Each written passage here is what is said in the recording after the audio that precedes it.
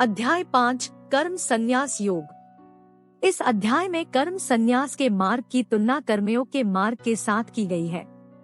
श्री कृष्ण बताते हैं कि दोनों मार्ग एक ही लक्ष्य की ओर ले जाते हैं और हम इनमें से किसी एक का चयन कर सकते हैं। लेकिन कर्म का त्याग तब तक पूर्ण रूप से नहीं किया जा सकता जब तक मन पूर्णतः शुद्ध न हो जाए, और मन की शुद्धि भक्ति के साथ कर्म करने से प्राप्त होती है। इसलिए कर्मयोग बहुसंख्यक लोगों के लिए उपयुक्त विकल्प है। कर्मयोगी अपने सांसारिक दायित्वों का निर्वहन शुद्ध बुद्धि के साथ करते हुए अपने कर्म फलों की आसक्ति का त्याग कर उन्हें भगवान को अर्पित करते हैं। इस प्रकार से वे पाप से उसी प्रकार से अप्रभावित रहते हैं जिस प्रकार से कमल के पुष्प का पत्ता जल में तैरता है किंतु जल उसे स्पर्श नहीं कर पाता। ज्ञान के आलोक में वे शरीर को नवद्वारों के एक नगर के रूप में देखते हैं जिसमें आत्मा निवास करती है। इसलिए वे न तो स्वयं को कर्म का कर्ता और न ही कर्म का भोक्ता मानते हैं। वे ब्राह्मण, गाय, हाथी और कुत्ते का मांस भक्षण करने वाले चांडाल को एक समान दृष्टि से देखते हैं। ऐसे सच्चे संत भगवान के दोष रहित गुणों को अपने भीतर विकसित करते हैं और परम सत्य में स्थित हो जाते हैं, किंतु सांसारिक लोग यह जाने बिना कि इंद्रिय विषयों के संपर्क से मिलने वाले सुख वास्तव में कष्टों के कारण है। वे अज्ञानता के कारण इंद्रिय विषयों से मिलने वाले सुखों को प्राप्त करने का प्रयास करते हैं।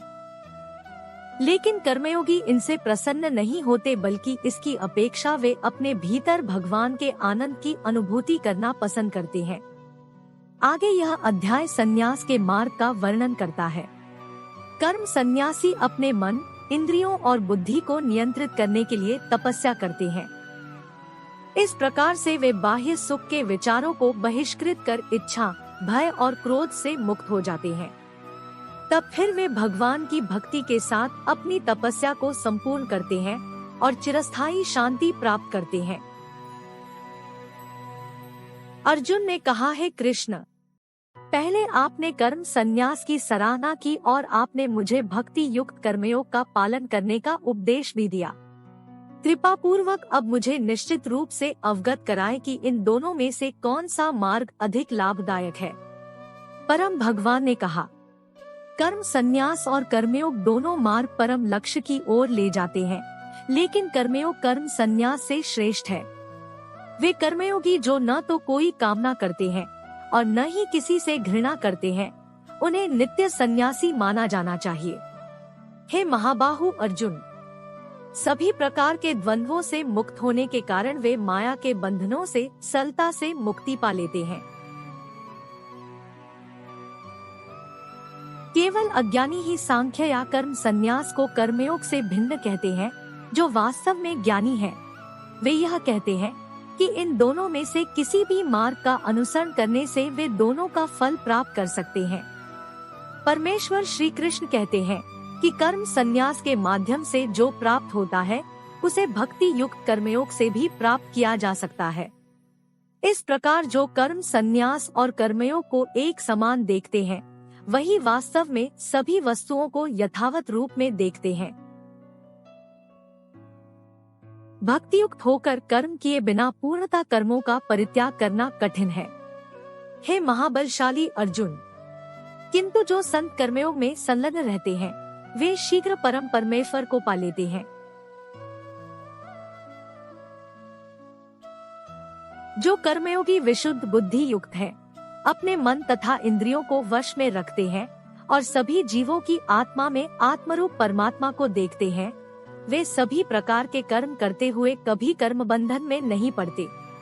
कर्मयोग में दृढ़ निश्चय रखने वाले सदैव देखते, सुनते, स्पर्श करते, सूंघते, चलते फिरते, सोते हुए, श्वास लेते हुए, बोलते हुए, त्यागते हुए, ग्रहण करते हुए और आंखें खोलते या बंद करते हुए सदैव यह सोचते हैं, मैं करता नहीं हूँ। और दिव्य ज्ञान के आलोक में वे यह देखते हैं कि भौतिक इंद्रियां ही केवल अपने विषयों में क्रियाशील रहती हैं।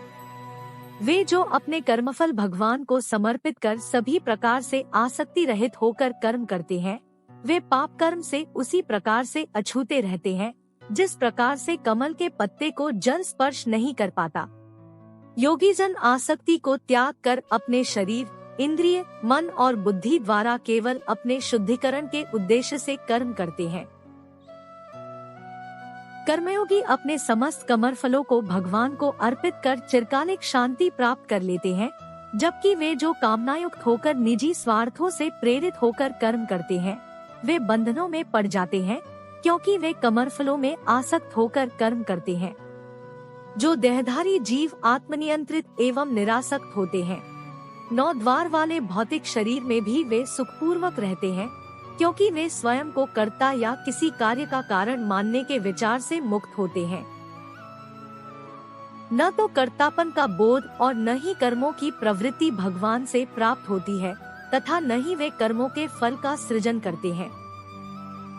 यह सब प्रकृति के गुणों से सृजित होते हैं।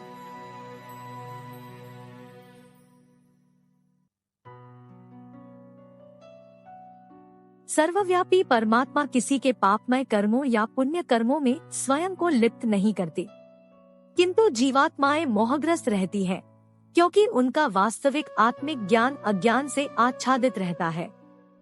किंतु जिनकी आत्मा का अज्ञान दिव्य ज्ञान से विनष्ट हो जाता है, उस ज्ञान से परम तत्व का प्रकाश उसी प्रकार से प्रकाशित हो जाता है, जैसे दिन में सूर्य के प्रकाश से सभी वस्तुएं प्रकाशित हो जाती है।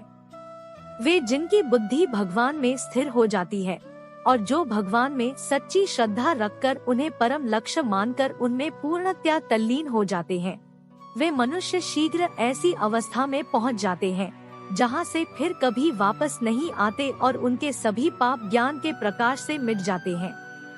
सच्चे ज्ञानी महापुरुष एक ब्राह्मण, गाय, हाथी, कुत्ते और चांडाल को अपने दिव्य ज्ञान के चक्षुओं द्वारा समदृष्टि से देखते हैं। वे जिनका मन समदृष्टि में स्थित हो जाता है, वे इसी जीवन में जन्म और मरण के चक्र से मुक्ति पा लेते हैं। वे भगवान के समान दोष रहित गुणों से संपन्न हो जाते हैं और परम सत्य में स्थित हो जाते हैं। परमात्मा में स्थित होकर, दिव्य ज्ञान में दृढ़ विश्वास धारण कर और मोह रहित होकर वे सुखद पदार्थ पाकर न तो हर्षित होते हैं और न ही अप्रिय स्थिति में दुखी होते हैं। जो बाह्य इंद्रिय सुखों में आसक्त नहीं होते, वे आत्मिक परम आनंद की अनुभूति करते हैं। भगवान के साथ एकनिष्ठ होने के कारण वे असीम सुख भोगते हैं। इंद्रिय विषयों के संपर्क से उत्पन्न होने वाले सुख यद्यपि सांसारिक मनोदृष्टि वाले लोगों को आनंद प्रदान करने वाले प्रतीत होते हैं, किंतु वे वास्तव में दुखों के कारण हैं। हे कुंती पुत्र, ऐसे सुखों का आदि और अंत है, इसलिए ज्ञानी पुरुष इनमें आनंद नहीं लेते। वे मनुष्य ही योगी हैं, जो शरीर को त्यागने से पूर्व कामनाओं और क्रोध के वेग को रोकने में समर्थ होते हैं। केवल वही संसार में सुखी रहते हैं। जो अंतर्मुखी होकर सुख का अनुभव करते हैं, वे भगवान को प्रसन्न करने में ही आनंद पाते हैं और आत्मिक प्रकाश से प्रकाशित रहते हैं। ऐसे योगी भगवान में एकीकृत हो जाते हैं और भौतिक जीवन से मुक्त हो जाते हैं। आंतरिक प्रकाश दिव्य ज्ञान है, जो भगवान की कृपा द्वारा हमारे भीतर अनुभूति के रूप में तब प्रकट होता है जब हम भगवान के शरणागत हो जाते हैं। वे पवित्र मनुष्य जिनके पाप धुल जाते हैं और जिनके संशय मिट जाते हैं और जिनका मन संयमित होता है, वे सभी प्राणियों के कल्याणार्थ समर्पित हो जाते हैं तथा वे भगवान को पा लेते हैं और सांसारिक बंधनों से भी मुक्त हो जाते हैं। ऐसे सन्यासी भी जो सतत प्रयास से क्रोध और काम वासनाओं पर विजय पा लेते हैं एवं जो अपने मन को वश में कर आत्मलीन हो जाते हैं, वे इस जन्म में और परलोक में भी माया शक्ति के बंधनों से मुक्त हो जाते हैं। समस्त बाह्य इंद्रियां सुख के विषयों का विचार न कर अपनी दृष्टि को भौहों के बीच के स्थान में स्थित कर नासिका में विचरने वाली भीतरी और बाहरी श्वासों के प्रवाह को सम करते हुए इंद्रिय, मन और बुद्धि को संयमित करके जो ज्ञानी कामनाओं और भय से मुक्त हो जाता है, वह सदा के लिए मुक्त हो जाता है। जो भक्त मुझे समस्त यज्ञों और तपस्याओं का भोक्ता, समस्त लोगों का परम भगवान और सभी प्राणियों का सच्चा हितैषी समझते हैं। वे परम शांति प्राप्त करते हैं।